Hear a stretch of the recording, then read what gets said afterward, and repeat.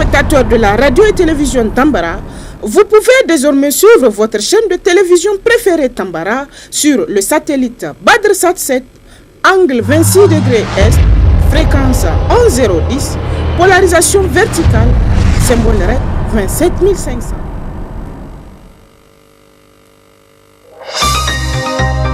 Suivez le journal avec STM Transport Voyageurs, une nouvelle façon de voyager.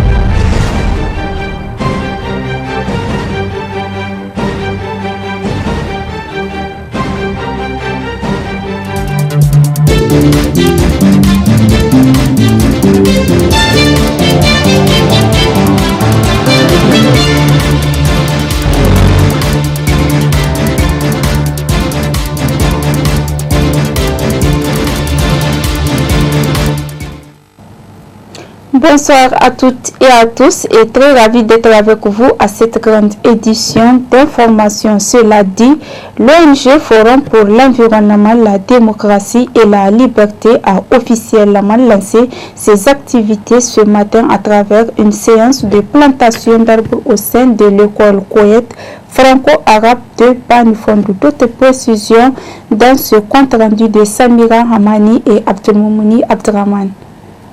Pour officiellement lancer ses activités, l'ONG Forum pour l'environnement, la démocratie et la liberté a décidé d'apporter sa pierre à l'édifice pour la préservation de notre écosystème et la lutte contre la désertification à travers cette séance de plantation d'arbres au sein de l'école publique franco-arabe Koweït. C'est ainsi que le président de la dite ONG a rappelé les différents domaines d'intervention de son ONG.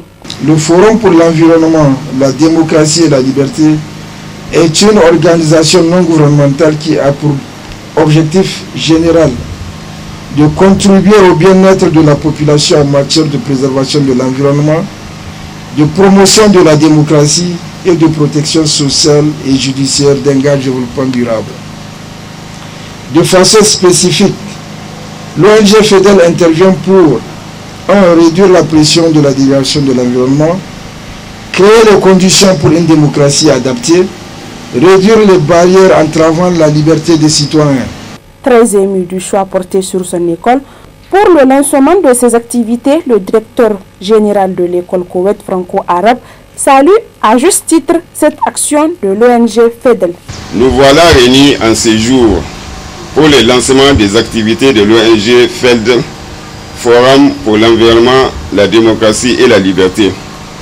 Ainsi, en décidant de planter une cinquantaine d'arbres pour cette présente cérémonie, c'est comme si cette ONG décide d'améliorer la qualité de la vie des mondes scolaires.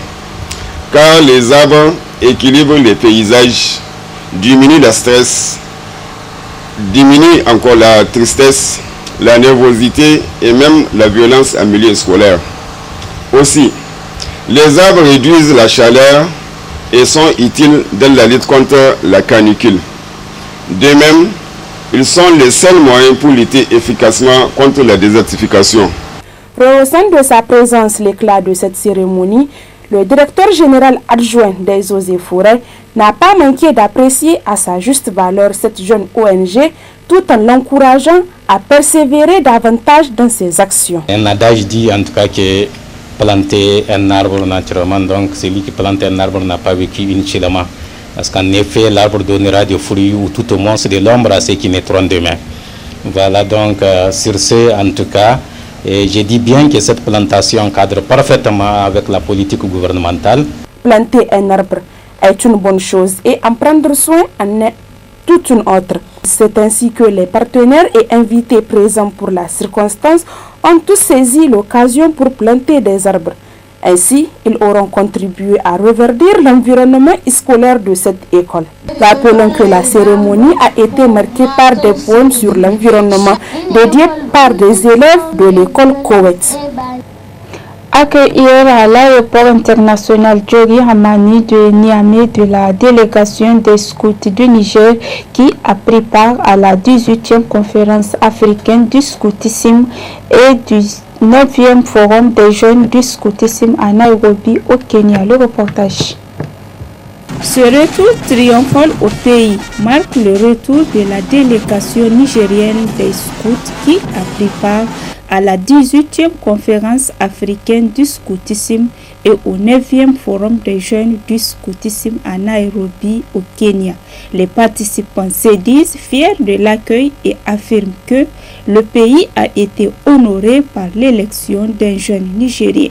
À l'occasion de cette conférence, c'est l'occasion pour toutes les organisations scouts nationales de présenter toutes les activités que font à l'échelle nationale pour montrer à la face du monde la contribution du scoutisme, surtout à l'éducation des jeunes, à l'engagement des jeunes grâce au soutien des adultes.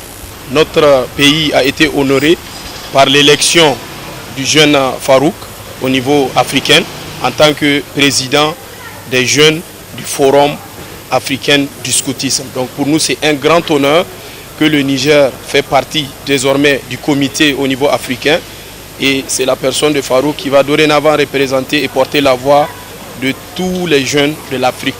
C'est un sentiment de satisfaction pour dire que le scoutisme nigérien contribue beaucoup à faire rayonner et à créer des jeunes talents. Et je peux dire qu'aujourd'hui, Farouk est un exemple vivant du leadership du scoutisme nigérien. Il faut noter aussi qu'au niveau mondial, on a Lamine aussi qui est jeune conseiller au niveau mondial. Donc aujourd'hui, le Niger fait partie de ces deux instances vraiment importantes au niveau mondial et au niveau africain. Heureux, Loli a livré ses sentiments et a décliné les responsabilités qu'il a désormais à sa charge. C'est vraiment un sentiment de fierté, mais aussi de prise de conscience des défis qui nous attendent par rapport à cela. Parce qu'être devant toute une jeunesse au niveau africain n'est pas une petite chose, mais je pense que le Niger est un exemple de pays et son OSN est l'une des OSN qui met le plus en avant le leadership des jeunes. Donc je pense qu'avec le soutien de l'OSN qui a toujours perduré vis-à-vis des jeunes et de leur engagement au niveau des instances de prise de décision, je pense que les défis seront relevés et le sentiment ne peut être que celui d'une satisfaction. À partir du forum de Nairobi, mes responsabilités sont entre autres de siéger au niveau du comité africain en tant que président du forum des jeunes de l'Afrique dans le scoutisme, mais aussi de les représenter et de diriger toute une équipe qui est là, une équipe de 6 jeunes que je dois conduire, qui viennent de différentes régions au niveau africain, que je dois conduire pour la mise en œuvre d'un programme jeune, mais aussi pour participer surtout aux prises de décision concernant les initiatives jeunes.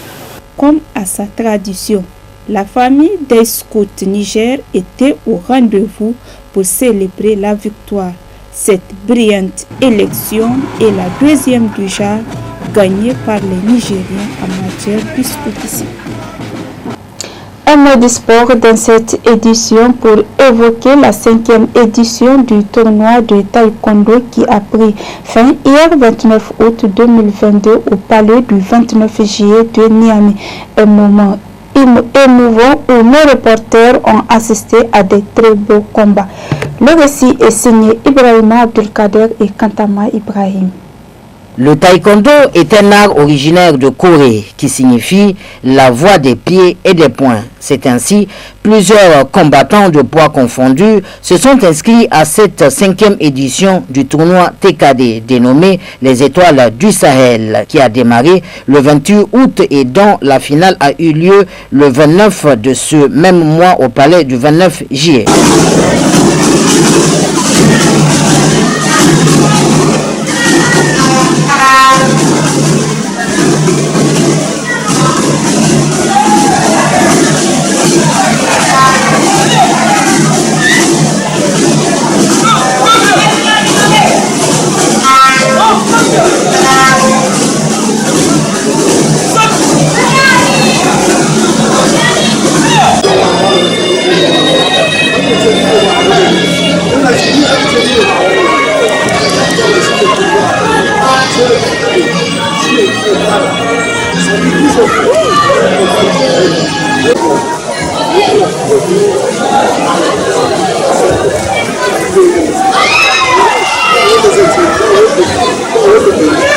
Les combattantes femmes étaient également au rendez-vous pour les catégories moins 33, moins 42, moins 46 et moins 49 kg.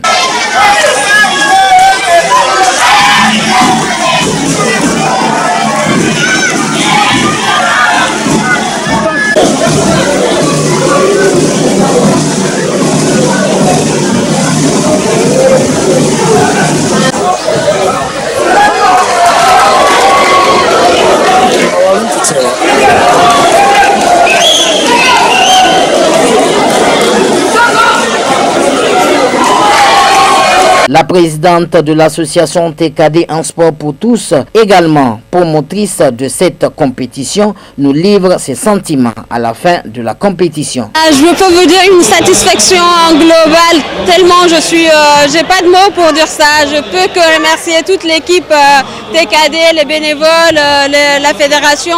Vraiment, je suis très très contente de la fin de cette édition-là. La plupart des combattants et combattantes attendent cette édition-là.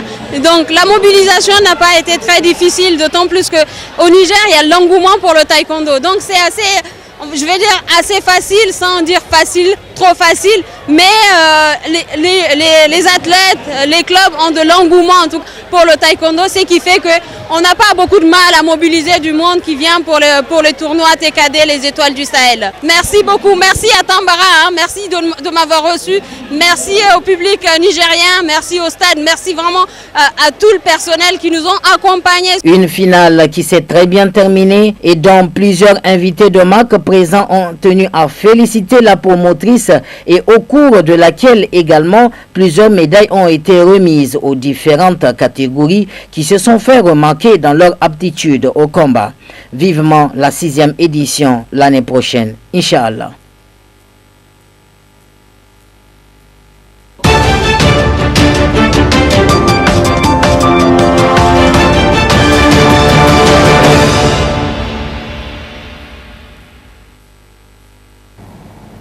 Nous démarrons cette page internationale avec cette triste nouvelle du Pakistan où le tiers du pays est inondé, causant la mort des milliers de personnes. Suivez plutôt ce reportage de Euronews.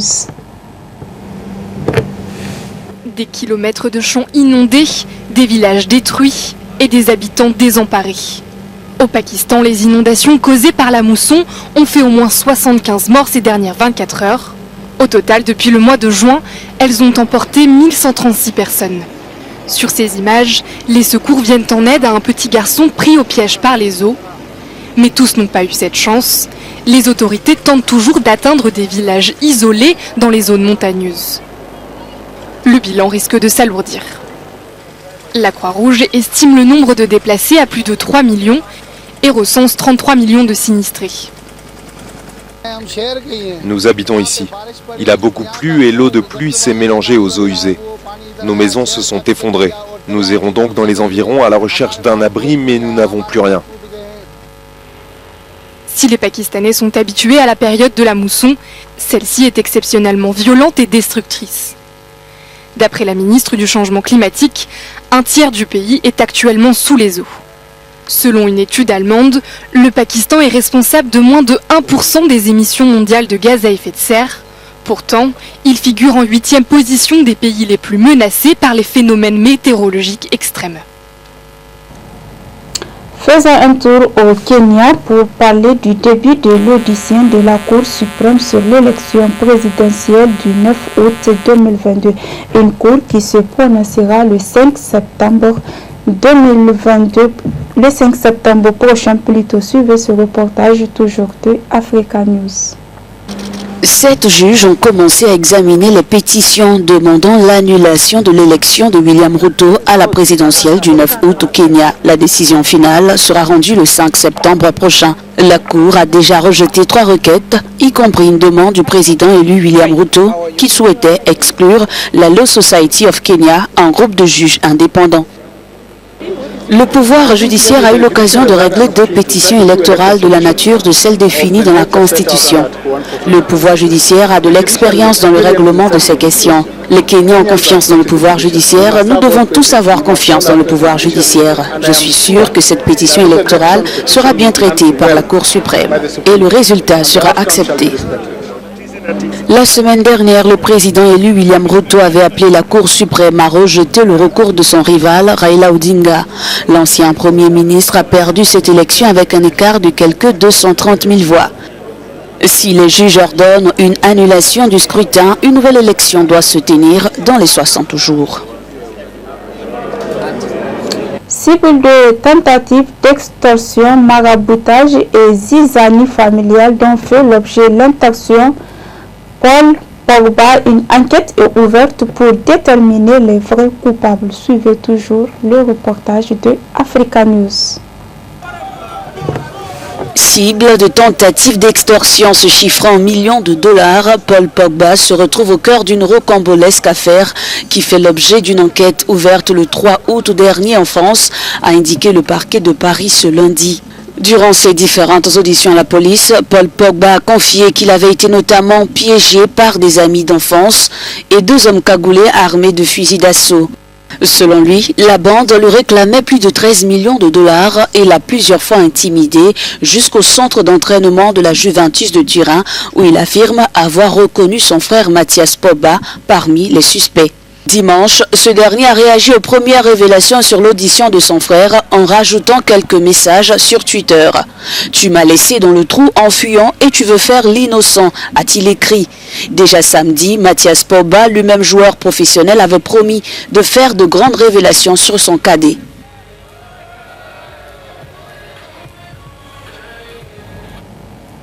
Et c'est l'essentiel de l'actualité, messieurs, dames. Merci pour votre aimable attention. Au revoir.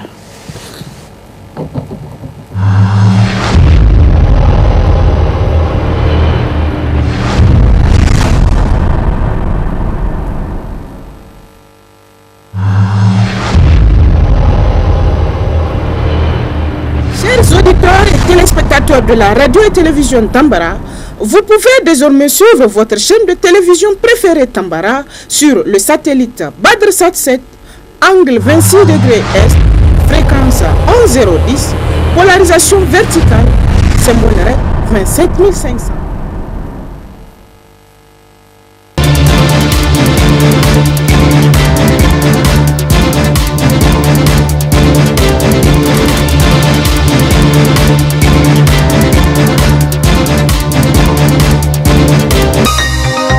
Ce journal vous a été présenté par STM Transport Voyageurs. Une nouvelle façon de voyager.